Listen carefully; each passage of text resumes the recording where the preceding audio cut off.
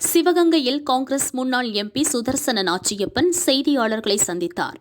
அதாவது அவருடைய நடவடிக்கையில் காங்கிரஸ் கட்சி உள்ளே இருந்து கொண்டு தனி கட்சி நடத்துவது போல அவர்கள் காட்டுகிறார்கள். அது தவறானது. அந்த இது பார்வையாளராக போட்டிருக்கிறது இவங்க ரெக்கமெண்ட் பண்ணி தான் போட்டது. யார் போட்டிருக்காருன்னா காங்கிரஸ் போடல, அவர் போட்டிருக்க ஜனநாயக பேரவையை சேர்ந்தவரை போட்டிருக்காங்க. அப்ப அவர் எப்படி உண்மையான நிலவரத்தை இந்த தொகுதியை பற்றி இருக்கக்கூடிய நிலவரத்தை கொடுப்பாரு? ஜனநாயக பேரவைங்கிறது சிதம்பரம் ஆரம்பிச்சாரு. அவரு இந்தியாவுக்கு காங்கிரஸ் கமிட்டிக்கு தேர்தல் அறிக்கை அவரை அமைக்கக்கூடிய தலைவராக இருக்காரு. அதுக்கு என்ன சொல்றாரு? எங்கிருந்து வந்தாரு? அவரையும் மாற்றம் கலைச்சிட்டு வந்தாரு. அந்த அமைப்பை திருப்பி அவருடைய ஆட்களை மட்டும் வச்சுட்டு சேர்ந்துதான் காங்கிரஸ்.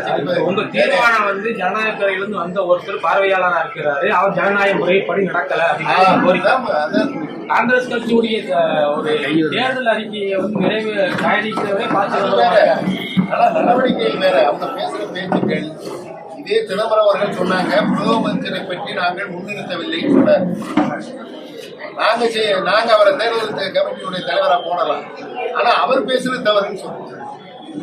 அவர் காங்கிரஸ் கட்சிக்குள்ள இருந்துகிட்டே காங்கிரஸ் தலைவரை நாங்க முன்னிறுத்தவில்லை அப்படின்னு ஒரு சொல்றதுக்கு என்ன அதிகாரம் கொடுக்கப்பட்டிருக்கு? ஒர்க்கிங் கமிட்டியில தீர்மானம் போட்டுருக்காங்களா? அப்படி நாங்க நிறுத்தலை சொல்லி மல்லிகார்ஜுன கார்கே ஓப்பனா சொல்றாரு, காங்கிரஸ் கட்சி சார்பாக நாங்கள் பிரதம வேட்பாளராக ராகுல் காந்தியை தான் முன்னிறுத்துகிறோம் சொன்னாரு. அதை எதிர்த்து பேசுறாரு.